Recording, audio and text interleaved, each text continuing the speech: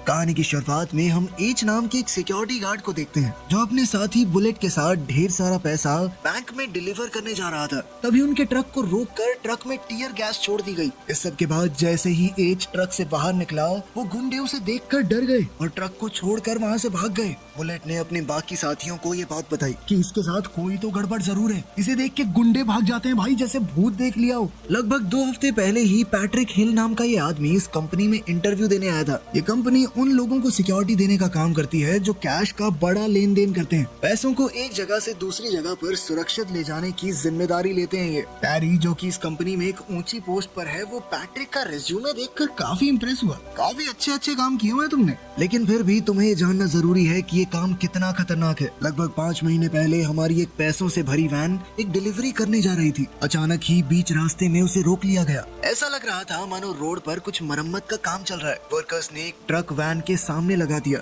और वैन के चारों तरफ से चोरों ने उसे घेर लिया जो कंस्ट्रक्शन वर्कर्स के कपड़े पहने हुए थे। इस वैन का एक दरवाजा तोड़कर चोरों ने अंदर ग्रेनेड फेंक दिया, जिससे ड्राइवर और सिक्योरिटी गार्ड दोनों घायल हो गए और उनकी मौके पर ही मौत हो गई। सारा पैसा गाड़ी में भरते ही जल्द से जल्द ये चोर यहाँ से निकल गए।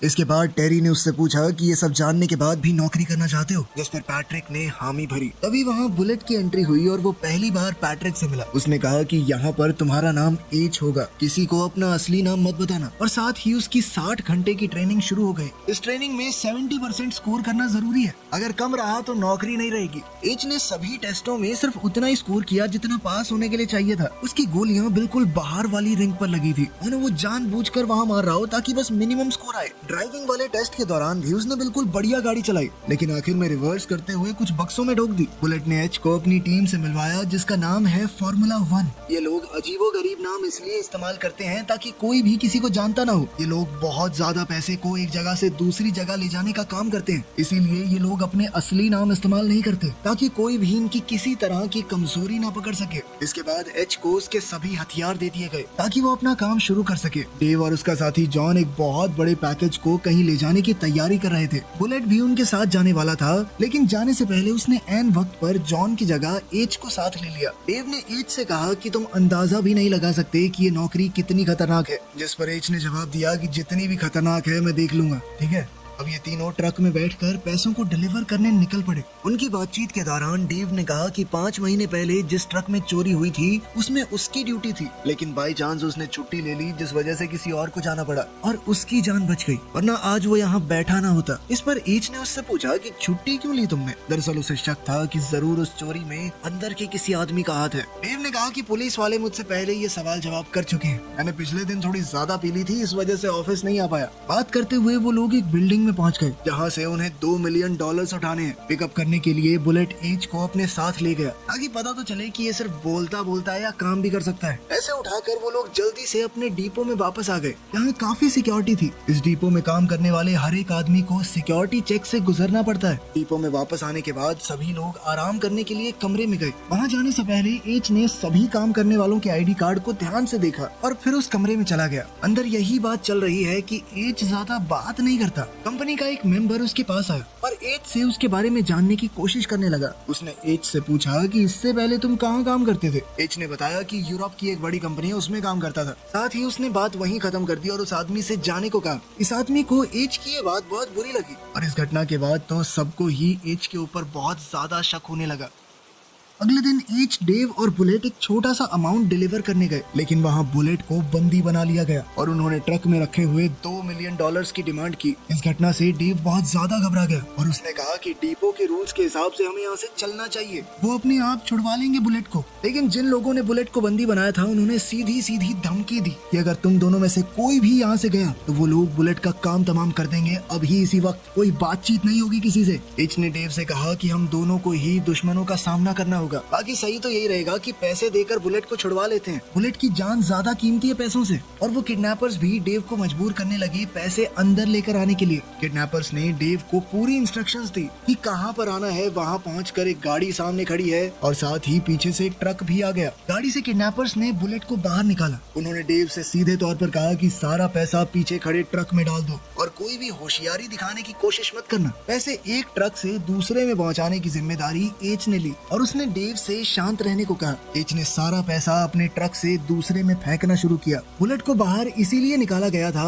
ताकि अगर कोई भी चालाकी हो तो ये लोग उसे मार दें। एच ने एक बैग जानबूझकर अंदर डालने की बजाय बाहर फेंक दिया, जिसके बाद एक किडनैपर उस बैग को ट्रक में रखने के लिए बाहर आया। जिसके बाद एच ने बड़ी चालाकी से अपनी बंदूक निकालकर उसे गोली मार दी। जिसके बाद उसने बहुत आराम से एकदम हीरो स्टाइल में सभी किडनैपर्स को एक एक करके मार दिया, जैसे उसे इस काम का कुछ ज्यादा ही एक्सपीरियंस हो। ट्रेनिंग के दौरान तो उसकी गोलियां सबसे बाहर वाले सर्कल में लगी थी, लेकिन अब तो सबके माथे के बीच में गोली मारी थी उसने। किडनैपर्स के बॉस का पीछा करते हुए एच एक वेयर हाउस में पहुंचा। उसने किडनैपर से सीधे सीधे पूछा कि तुम किसके लिए काम करते हो। वो आदमी कोई सीधा जवाब नहीं दे रहा था, जिससे खिंचकर एच ने उसे सीधी गोली मार दी। बुलेट और डेव पीछे से आए और ये देखकर दंग रह गए कि किस तरह एच ने पूरी गैंग का सफाया कर दिया, वो भी अकेले।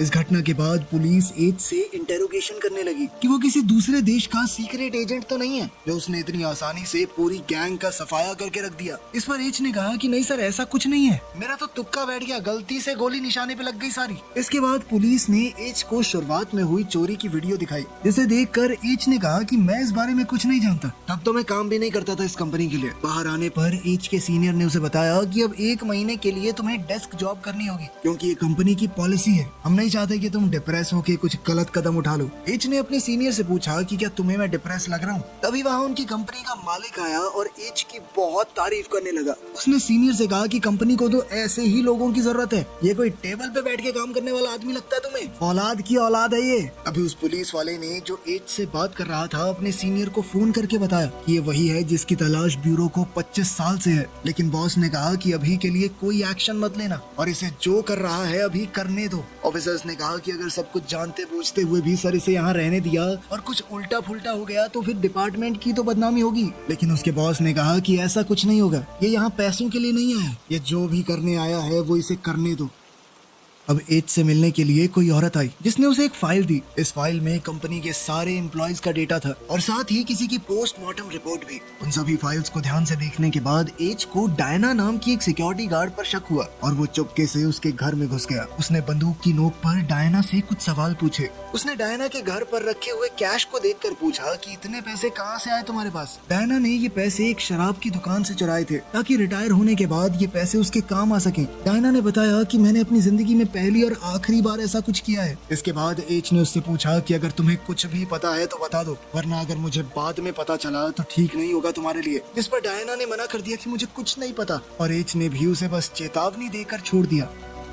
इसके बाद हम समय में 5 महीने पीछे जाते हैं। एच अपने बेटे डगी के साथ कहीं जा रहा था, तभी उसे एक आदमी का फोन आया जिसका नाम है माइक। माइक वही आदमी है जो कुछ वक्त पहले अभी ट्रक लूटने आया था और फिर एच को देख के भाग गया था। दरअसल माइक फोर्टिको कंपनी के एक ट्रक की लोकेशन का पता लगाना चाहता था। माइक ने इस काम के लिए पहले किसी और को भेजा था, लेकिन उसका रास्ते में एक्सीडेंट हो गया और अब ये काम एच को दिया गया। एच और उसका बेटा गाड़ी में बैठकर फोर्टिको के डिपो में पहुंचे। अपने बेटे को गाड़ी में ही छोड़कर उसके लिए खाना लेने के बहाने एच बाहर गया ताकि वो फोर्टिको के ट्रक पर नजर रख सके। एच को सिर्फ इतना माइक को बताना है कि ये ट्रक दाएं वाले रास्ते से जाएगा या बाएं वाले। माइक को लोकेशन और डायरेक्शन बताने के बाद एच ने फोन काटा और खाना लेकर अपने बेटे के पास चला गया। तभी जैसे ही फोर्टिको का ट्रक थोड़ा आगे जाकर एक ब्रिज के नीचे पहुंचा जहां एच की गाड़ी भी लगी हुई थी, उस ट्रक पर वहीं अटैक हो गया। चोर इस ट्रक से सारा पैसा लूट कर वहाँ से जाने ही वाले थे, लेकिन तभी उनकी नजर एच के बेटे पर पड़ गई जिसने ये लूट होते हुए देख ली थी और अब वो इस चोरी का चश्मदीद गवाह बन चुका था।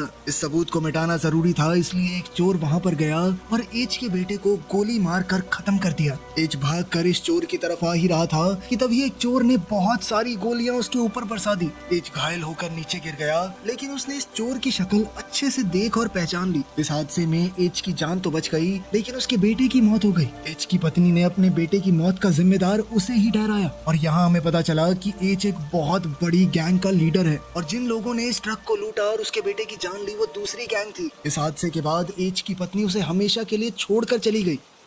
इसके बाद एच ने अपनी गैंग के सभी लोगों को इस दूसरी गैंग को ढूंढने के काम पर लगा दिया। एच की गैंग ने आसपास की सभी गैंग्स को पकड़कर उन्हें खत्म करना शुरू कर दिया। ये पता लगाने की उन्होंने पूरी कोशिश की कि आखिर इस सब के पीछे कौन था, लेकिन कुछ हाथ नहीं लगा। जब कोई रास्ता नहीं मिला तो माइक ने सुझाव दिया कि हो सकता है कि ये किसी अंदर के आदमी का काम हो या फोर्टिको के ही किसी गार्ड का। एच ने कहा कि वो बहुत परेशान है और कुछ दिनों के लिए सबसे दूर लंदन जाना चाहता है ताकि उसका मन थोड़ा शांत हो, लेकिन असल में एच अपनी फेक आइडेंटिटी बनवाने में लग गया और उसने अपना नया नाम इस आईडी में पैट्रिक हिल रख लिया। इसी के साथ एच ने अपने बेटे की पोस्टमार्टम रिपोर्ट निकलवाई। इसके बाद हम एक गैंग को देखते हैं जिसके लोग पहले मिलिट्री का हिस्सा थे लेकिन अब चोर बन चुके हैं। इनके हेड का नाम है जैक्सन। यहाँ वो आदमी भी है जिसने एच के बेटे का खून किया था जिसका नाम है जेन। अब ये गैंग एक बड़ी चोरी का प्लान बना रही थी और इनका निशाना होगी वो कंपनी जो कैश को एक जगह से दूसरी जगह ले जाने का काम करती है। तभी फोर्टिको कंपनी के किसी अंदर के आदमी से इन्हें पता चला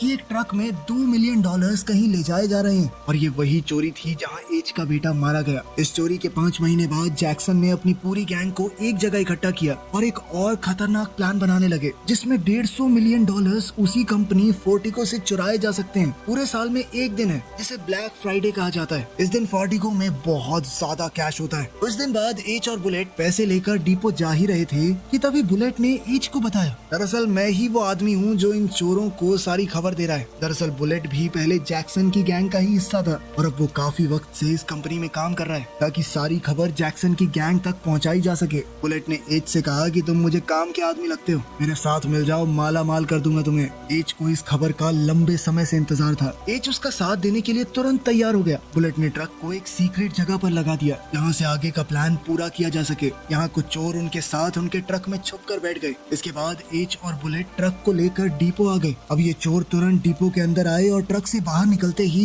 वहाँ जितने भी सिक्योरिटी गार्ड और ऑफिसर्स हैं उन सबको बंदी बना लिया। लेकिन इस सब के बीच एक गार्ड ने सिक्योरिटी अलार्म बजा दिया था ताकि पुलिस को पता चल जाए कि डिपो के अंदर चोरी हो रही है। अलार्म बजने से अब पुलिस डिपो जरूर आएगी। मौका देखते ही बाकी सिक्योरिटी गार्ड्स ने इन लोगों पर हमला कर दिया लेकिन जैक्सन की गैंग जल्दी ही उन सब पर हावी हो गई। जैक्सन की गैंग ने बुलेट प्रूफ जैकेट्स पहनी हुई थी। एच को पहले ही बंदी बनाकर अलग रख दिया गया था। मौका देखते ही एच ने इन चोरों पर हमला कर दिया और उनका बुलेट प्रूफ आर्मर पहन लिया। अब वो इन्हीं के कपड़ों में गैंग का मेंबर बन के बाहर आया। साथ ही वहाँ बुलेट ने अपना असली चेहरा दिखाया और जल्दी से डेव और डायना को जान से मार दिया।